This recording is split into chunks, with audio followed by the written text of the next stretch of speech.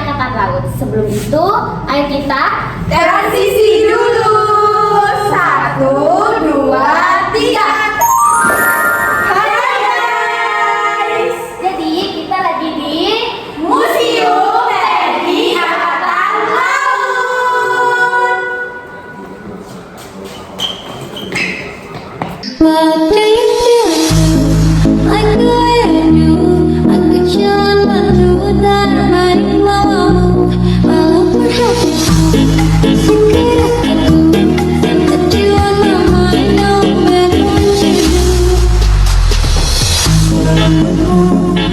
Isyaratkan cinta buatku menghilang orang diri biar ku dekat hatiku simpan makin lama Islam percaya dirimu jangan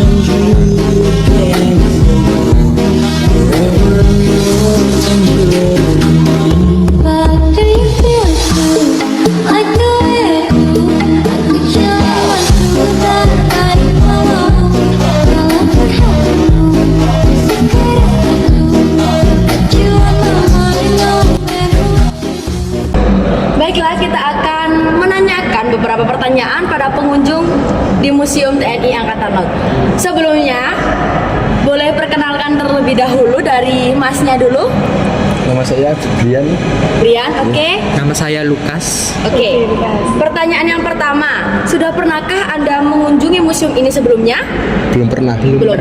Berarti belum pertama kali. Ya, pertama kali. Oh, pertama kali guys. Baiklah, yang kedua. Oke, selanjutnya ke pertanyaan kedua. Apa alasan atau mengapa Anda memilih berkunjung ke museum hari ini? Karena saya lihat itu banyak sejarahnya yang bagus di sini, jadi saya pengen mendalami kisahnya gitu. Oh, dari masnya? Kalau saya ingin berkunjung di sini itu untuk menggapai cita-cita saya. Oh, doakan ya guys. Doakan guys. Menggapai cita-cita tersebut. Ya. Oke, baiklah, terima kasih ya Mas sudah meluangkan waktunya bagi kami. Bye bye. Selamat siang Bapak. Ya, selamat siang. Mohon maaf sebelumnya kami izin menanyakan pertanyaan. Sebelumnya namanya Bapak siapa? Ya, dengan saya namanya Pak Hari, di sini posisi sebagai salah satu guide di Museum Pusat TNI Angkatan Laut. Oke, baik. Langsung ke pertanyaannya saja ya Pak. Ya. Untuk pertanyaannya, program atau kegiatan apa saja yang rutin dilakukan museum untuk edukasi publik Bapak? Kalau untuk program rutin museum ini, standarnya kita itu penerimaan pengunjung, jadi kita ada materi edukasi, di mana ada kunjungan dari sekolah-sekolah ataupun universitas terkait yang berkunjung ke museum, kita menyediakan pemandu, yang di situ kita punya materi edukasi, itu dimulai dari sejarah Angkatan Laut sampai ke wawasan kebangsaan sama yang terutama lagi sekarang ini adalah pengetahuan terhadap potensi kemaritiman di Indonesia. Itu untuk kegiatan di dalam museum internal. Untuk kegiatan eksternal keluar museum, kita ada yang pertama itu penyuluhan dalam arti kita sosialisasi, mengunjungi beberapa sekolah, kita mengenalkan sedikit yang ada di museum ke sekolah-sekolah. Harapannya nanti mereka bisa berkunjung ke sini dan lebih bisa mengenal sejarah Angkatan Laut. Kemudian yang kedua itu kita ada pameran. Jadi tiap tahun kita ada beberapa acara, seperti contohnya acara yang diadakan oleh Pemprov Jawa Timur. Itu tiap tahun itu selalu ada pameran, kita selalu tampil tiap tahunnya. Di situ kita lebih mengenalkan lagi ke masyarakat yang lebih luas. Kita membawa beberapa koleksi yang ada di museum, kemudian kita paparkan di sana. Untuk melihat lebih lengkapnya nanti bisa berkunjung ke museum. Itu yang eksternal dari segi pameran. Kemudian kita ada lagi yang ketiga, living history. Biasa di acara-acara tertentu mungkin kita diundang atau itu acara sendiri punya museum, kita sama seperti kasarnya kayak di Parade Juang. Kayak di Parade Juang kemarin kita menampilkan bercerita sedikit tentang sejarah Angkatan Laut, terutama koleksi-koleksi yang kita punya, dan juga beberapa benda koleksi kita bawa, kita tampilkan di sana. Kurang lebih seperti itu. Baik, terima kasih Bapak. Untuk pertanyaan selanjutnya. Untuk pertanyaan yang kedua, bagaimana proses pengelolaan dan pelestarian koleksi di museum ini itu masih berjalan sampai pada sekarang ini? Kalau untuk proses kita itu kan kita sebut berarti konservasi, berarti pelestarian benda-benda bersejarah yang sekarang yang karena ini Museum Pusat Angkatan Laut ya, sudah pasti yang berhubungan dengan Angkatan Laut. Pertama kita dimulai dari riset. Pertama kita mulai dari riset.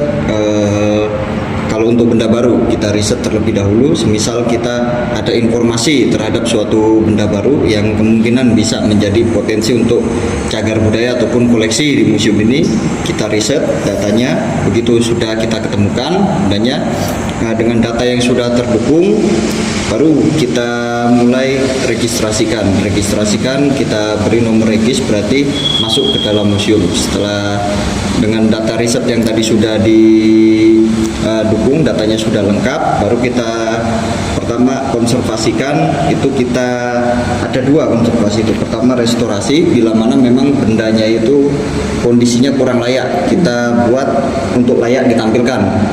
Kalau yang sudah layak itu kita konservasi, dalam arti kita pertahankan, kita lestarikan bentuknya tetap seperti itu. Kemudian baru kita inventaris. Setelah diinventariskan dan sudah bisa ditampilkan, kita tampilkan. Kemudian untuk perawatan kedepannya itu berkala rutin. Kita ada rutin harian, ada rutin mingguan, rutin bulanan. Bulanan ini juga bisa hanya sebulan sekali atau 3 bulan sekali, tergantung dari benda koleksinya tersebut. Jadi kita ada perawatan berkala, mulai dari pengecekan itu diobservasi secara visual, kemudian pengecekan menyeluruh, yaitu bendanya kita keluarkan, itu yang kita namakan konservasi rutin bulanan. Per 3 bulan sekali kita keluarkan dari vitrin, kita cek. Baru kalau misalkan diperlukan penindakan, baru kita tangani. Misal apa yang perlu entah dibersihkan atau ada yang diperbaiki, kurang lebih seperti itu. Dan untuk supaya benda itu awet dan terjaga, untuk benda yang ditampilkan itu kita simpan di lemari vitrin, namanya itu untuk di display, yang mana lemari vitrin itu di dalamnya sudah diatur dari tingkat pencahayaan, kelembapan, sama suhu untuk mempertahankan benda tersebut. Selebihnya kita simpan di gudang stok opname, yang mana gudangnya tersebut masing-masing benda koleksinya itu sudah disimpan dalam tempatnya sendiri-sendiri, dan sama seperti yang ditampilkan, sudah diatur suhu, pencahayaan, dan segala macam. Itu juga tergantung dari jenis benda. Mulai dari bendanya ada yang berbahan kain, logam, dan lain-lain, itu penanganannya berbeda. Kurang lebih seperti itu. Baik Bapak, terima kasih sudah meluangkan waktunya untuk wawancara hari ini. Sekian dari kita, sampai jumpa. Selamat siang Kak, dengan kakaknya namanya siapa? Ica, Kak Ica. Oke, Kak Ica, ini ada satu pertanyaan nih buat Kak Ica. Apa sih keunikan dari Museum Pusat TNI Angkatan Laut itu? Menurut pribadi saya, keunikannya yang ada di Museum Pusat TNI Angkatan Laut itu adalah mungkin nggak tahu ya di museum yang lain. Kalau di sini memang yang menonjol adalah kayak teknologinya sendiri, karena juga ada multimedianya, bisa di touchscreen juga, dan ada beberapa konten yang bisa di touchscreen dan kita bisa lihat, dan juga nggak touchscreen aja, kita juga bisa listening, juga bisa mendengarkan pakai headphone, dan juga salah satunya keunikannya adalah museumnya luas juga. Di sini kan luas banget ya, ada 3 gedung salah satunya. Jadi itu sih menurut saya keunikannya ada di Museum Pusat TNI Angkatan Laut. Dan juga koleksinya juga banyak yang besar-besar, dari masa ke masa, dari zamannya kemerdekaan Indonesia sampai sekarang, itu juga unik. Dan juga ada yang salah satu koleksi yang menurut saya unik juga, itu adalah trompet pasukan dari Tanduk Kerbau. Itu sih menurut saya yang sangat unik bagi saya. Terima kasih Kak Ica, sama-sama sudah menjawab dan meluangkan waktunya untuk menjawab pertanyaan pada hari ini. Bye-bye.